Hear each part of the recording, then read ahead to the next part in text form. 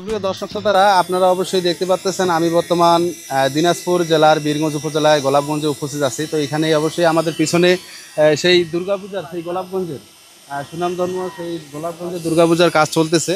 তো কাজ চলমান, আমরা এখানকার স্থানীয় এক দাদার সাথে আমরা আলাপ করব যে এখানের পরিস্থিতি কি বর্তমান, এইখানে দুর্গাপূজার কাজ কেমন চলতেছে এবং কতদিন থেকে চলতেছে এবং দুর্গাপূজা কতদিন পর্যন্ত থাকতে পারে, এটা আপনাদের সাথে আমি এই দাদার সাথে কথা বলে দিচ্ছি অবশ্যই। দাদা, আপনার নাম? নমস্কার, আমার নাম হচ্ছে অজয় রায়। আমার বাসা এখানেই, এখানকার কমিটির সদস্য আমি। কমিটির সদস্য হয়ে আছেন এখানে। তো এখানে এই জায়গাটার নাম কি, একটু সবাইকে একটু আমাদের এই এলাকাটার নাম হচ্ছে বীরগঞ্জ উপজেলা গোলাপগঞ্জ বাজারের পশ্চিম পাশে সুন্দরীহাটগাছ গ্রামে। আচ্ছা আচ্ছা, তো এখানে কাজ প্রায় কতদিন থেকে চলমান চলতেছে? এখানে কাজ প্রায় 2 মাস থেকে ডেকোরেশনের কাজ চলতেছে। 2 মাস থেকে।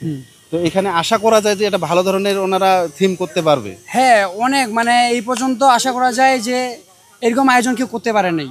মানে উত্তরবঙ্গের মধ্যে এই 2025 সালে সব থেকে বড় উন্নত মানের পূজা হবে এটা। আচ্ছা আচ্ছা, তো এখানে আশা করা যায় যে আমরা এই দুর্গাপূজার এই প্রায় 5 দিন বা 3 দিন থাকে, তো এখানে কতদিন থাকার একটা আশঙ্কা পাওয়া যায়?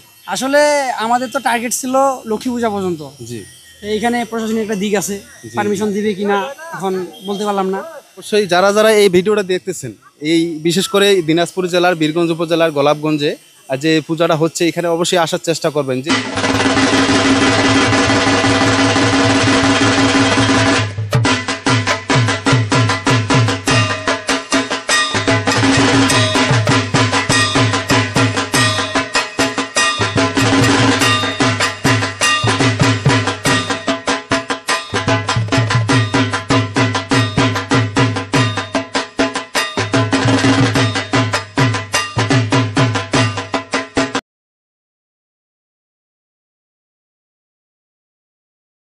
পুজোর যে পুরো পুজো যে যেগুলা প্রতিমা তৈরি করতেছে তাদের সাথে আমি কিছু কথা বলবো।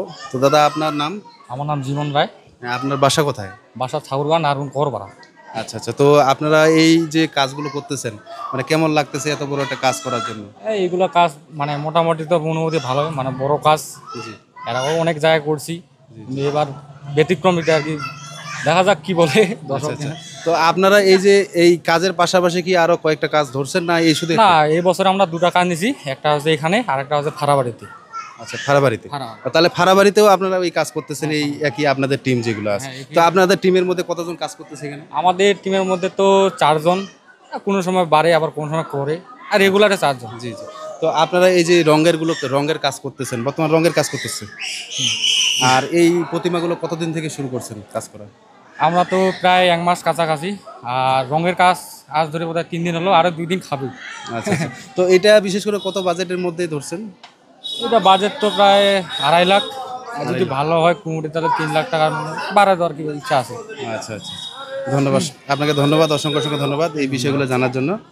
তো সকলেই আপনারা শুনতে পারলেন যে আসলে ওনারা যে প্রতিমার কাজ করতেছেন নিজের